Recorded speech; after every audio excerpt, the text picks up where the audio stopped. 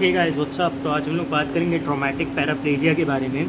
तो सबसे पहली बात हमें सुन के क्या लगता है ट्रॉमेटिक पैराप्लेजिया की कोई भी ट्रॉमा के कारण हो सकता है। कोई भी ट्रॉमा, कोई भी रोड इंजरी हो गई, रोड ट्रैफिक इंजरी हो गई, या कोई भी स्टिक इंजरी या डायरेक्ट ट्रॉमा, कुछ भी हो सकता है, ठीक है ना। ट्रॉमेटिक उसके कारण से पैराप्लेजिया हो जाए। मतलब पैराप्लेजिया मतलब क्या समझते हो? Paralysis of both the limbs, both lower limbs, right. तो पैराप्लेजिया हो जाए, ट्रॉमेटिक पैराप्लेजिया उसको कह देंगे। तो इंट्रोडक्शन वही क्या है समझो, बहुत बेसिक सा चीज़ है कि traumatic paraplegia is cause by lesion of the spinal cord which occurs after a trauma, ठीक है ना। बेसिक सी चीज़ कि भाई ट्रॉमेटिक पैराप्लेजिया कब होगा कि जब लीजन हो जाए स्पाइनल कॉर्ड का which occurs due after a trauma. कोई भी ट्रॉमा हो सकता है, ठीक है ना। लीजन होगा कहाँ का? स्पाइनल कॉर्ड का। Vertebral fracture causing a puncture to the spinal cord. कोई भी वर्टिब्रल फ्रैक्चर हो जाए जिससे क्या हो जाए? पंक्चर ऑफ स्पाइनल कॉर्ड हो जाए। Vertebral fracture causing a puncture to the spinal cord, right. Traumatic paraplegia can lead to paralyse part of lower extremity, ठीक है ना। तो ट्रॉमेटिक पैराप्लेजिया क्या कर सकता है कि ये पैरालाइज कर सकता है part of the lower extremity. Lower extremity के को ये paralyse part of the lower extremity, right. Traumatic paraplegia क्या कर सकता है कि can lead to paralyse part of lower extremity. Paralyse part कर सकता है ऑफ लोअर एक्सट्रीमिटी को। ट्रॉमेटिक पैराप्लेजिया में क्या कर सकता है? ये can lead to paralyse part of the lower extremity. Paralyse part कर सकता है लोअर एक्सट्रीमिटी को, राइट।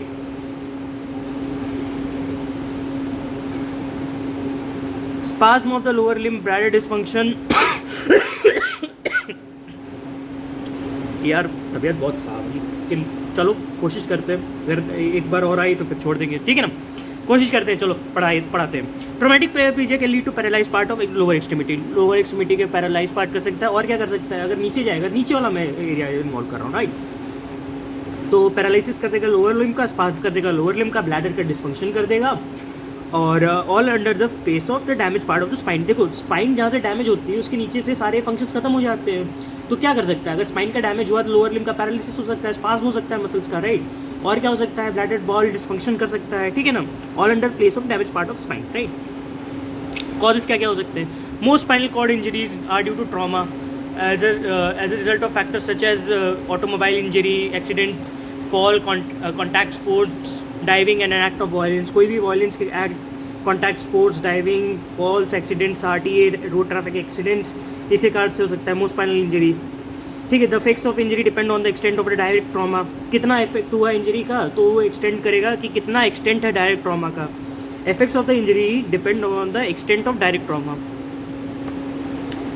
ज़्यादा तेज से डायरेक्ट ट्रॉमा लगा तो ज़्यादा एरिया इन्वॉल्व करेगा, राइट। तो ज़्यादा एरिया का इन्वॉल्व किया, ठीक है ना, तो क्या करेगा? ज़्यादा फैक्टर से मतलब कि ज़्यादा कंप्रेशन होगा कॉर्ड का, ठीक है ना, डायरेक्ट ट्रॉमा का, और फ्रैक्चर और डिस्प्लेस वर्टिब्रा और ब्लड क्लॉट्स, ठीक है ना। समझ में आता है कि अगर इफेक्ट ऑफ इंजरी कैसे होगा कि कितना तुम्हारा डायरेक्ट ट्रॉमा का एक्सटेंट है, ठीक है ना, टू द स्पाइनल कॉर्ड, और compression of the spinal cord by the fracture और डिस्प्लेस वर्टिब्रा और ब्लड क्लॉट्स, ठीक है ना।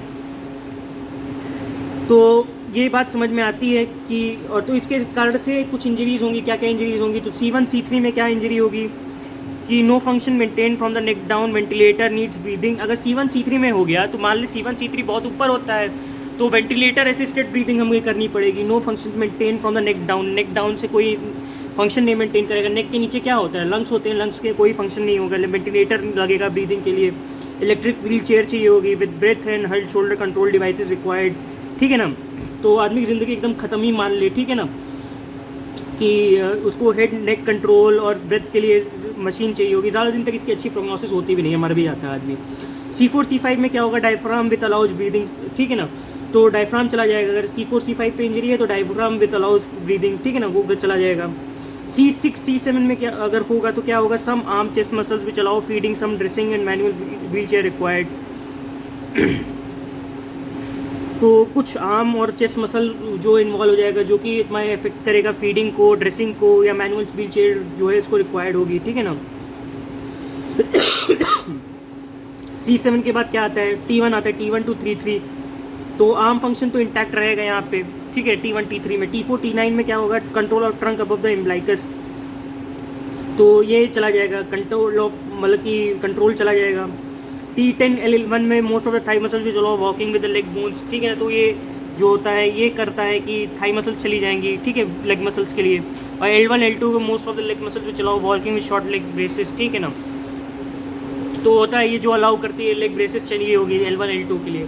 तो मान ले कि जितना नीचे इंजरी होगा स्पाइनल कॉर्ड का उतना अच्छी प्रोग्नोसिस होगी, क्योंकि जितना ऊपर देख ही रहे हो तुम, जितना ऊपर इन्वॉल्व होगा उसके नीचे का सारा एरिया इफेक्ट होता जाता है। तो ट्रॉमेटिक पैराप्लीजिया में सबसे इंपॉर्टेंट यही चीज़ है, ठीक है ना, ताकि हम लोग इसकी रेस्पिरेटरी मतलब कि वो रेस्पिरेटरी फंक्शन को डिपेंड कर सके, क्योंकि हमें लाइफ सेविंग होती है, ठीक है, रेस्पिरेटरी फंक्शंस, ठीक है ना। तो C1 C3 का इन्वॉल्वमेंट अगर हुआ तो इलेक्ट्रिक व्हील चेयर चाहिए होगी बंदे को, और जितना नीचे जाता जाएगा उतना अच्छी प्रोग्नोसिस उसकी होती जाएगी, ठीक है। वैसे तो कोई भी चीज़ खराब है, कोई भी पैराप्लीजिया खराब है, कोई भी ट्रॉमेटिक स्पाइनल कॉर्ड के लिए खराब है, लेकिन नीचे वाले अगर एरिया इफेक्ट होते तब भी आदमी एक सस्टेनेबल लाइफस्टाइल जी सकता है, ठीक है ना। और इसी के साथ आपका ट्रॉमेटिक पैराप्लीजिया खत्म होता है, और उम्मीद करता हूँ आपको समझ में आएगा। मिलते हैं आपसे नेक्स्ट वीडियो में, बाय।